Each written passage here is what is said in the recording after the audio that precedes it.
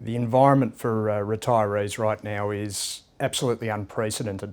The other key thing to understand is that it's a global phenomenon as well. I think in some way we can get a little bit confused and feel like it's a little bit new, but you start to realise that this is something that people all over the world have been putting up with for the better part of half a decade.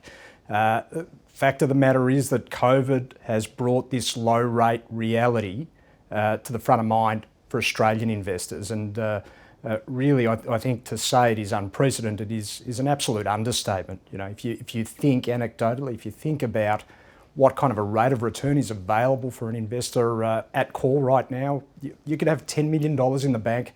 The special term deposit rate at call right now from the RBA is at around 25 basis points. So imagine for a moment that you've got $10 million in the bank and you're basically taking $25,000 worth of risk-free income out of it. So, you know, by basis of comparison, that amount is below what a pensioner couple receives. You know, so much for being a self-funded retiree.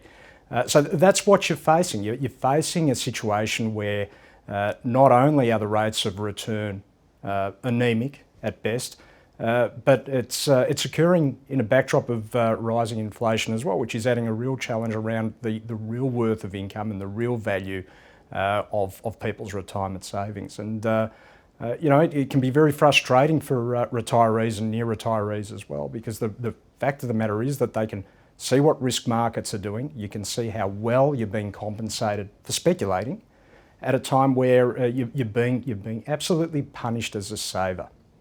And you can't do nothing. I mean, we know you can't do nothing because we've got core inflation there pushing to near 3%. So the corpus of your income is actually shrinking by that amount in real terms per annum. The amount of income you're earning is tiny, and in all likelihood means that you're having to increase your savings to be able to stretch out your timeline and stretch out your capital. So really for domestic investors, they face a unprecedented challenge, and I think what might be a little bit more disconcerting to a lot of them is the fact that there's no clear end to it. There's no clear end in sight. The real rate of return is fundamentally important because it speaks to how much you've actually got left after inflation's gotten a hold of you. So the one really nice thing about being in a benign inflation environment is that your capital doesn't shrink in real terms, in inflation adjusted terms.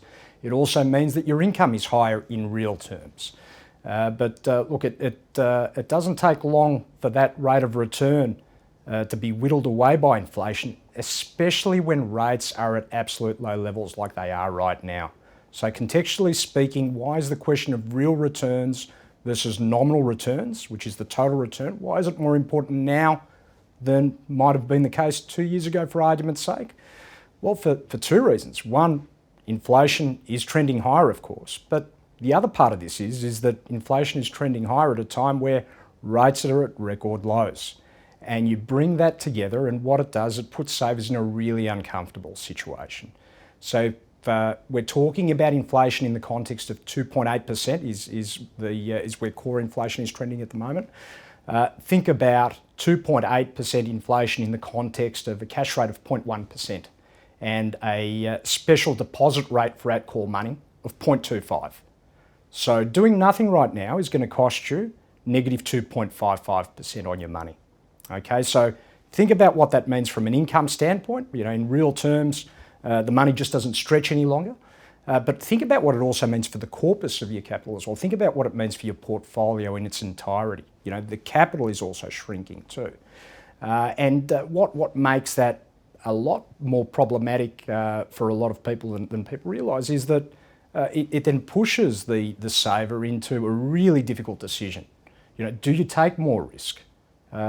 You know, it's easy for some, but when you're in your 50s and 60s and your horizon is shallower, is shorter, which is the case for a lot of savers, they're essentially in a position where they have to run their luck with an equity market that's cycling record highs, leave their cash at zero and see it shrink in inflation-adjusted terms, or perhaps find some kind of middle way.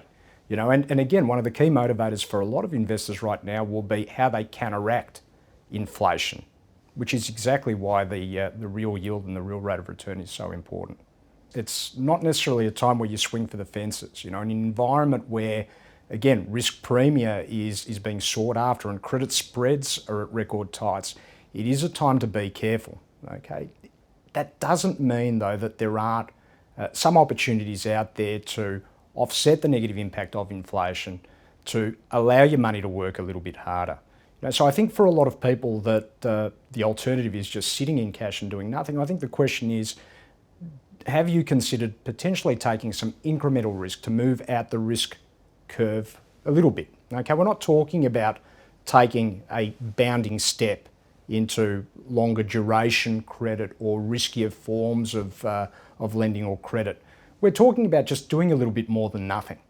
Okay, and from that perspective, there are opportunities out there. We have a short duration credit strategy, or our Realm short-term income fund, which is focused on high quality financial services debt and corporate debt. And we're simply looking within that strategy to derive a rate of return of around 1.5% to 2%. The way we do that is by just being really broad in terms of the assets we look at, by taking a disciplined valuation-based approach. And really what you want to do, especially when you're investing within the Australian market, is you want to minimise your idiosyncratic risk, which means you want to minimise your sector-based risk while giving yourself a bit of breadth, giving yourself diversity across a range of themes.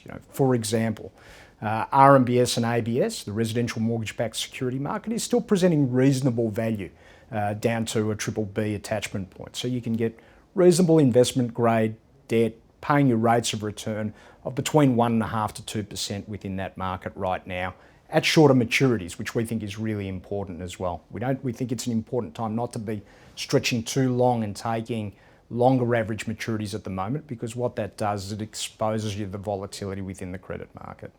Now, we're not talking about numbers which is going to excite the majority of the population. We completely understand that, and that's fair and reasonable. But this is what we're talking about when we're saying incremental steps along the risk curve rather than a really big bound. So from our perspective, a good alternative is to stay short, stay within shorter maturities, focus on quality, take the return that's there without forcing it. And you should be able to achieve a rate of return somewhere around that neighbourhood of 1.5% with a reasonably diverse group of high quality credit assets. And right now, that might be the sweet spot, and that's saying something, right? Because 1.5% is would hardly have been thought of as a three-course meal from a fixed income or credit perspective half a decade ago. But we live in strange times, as they say.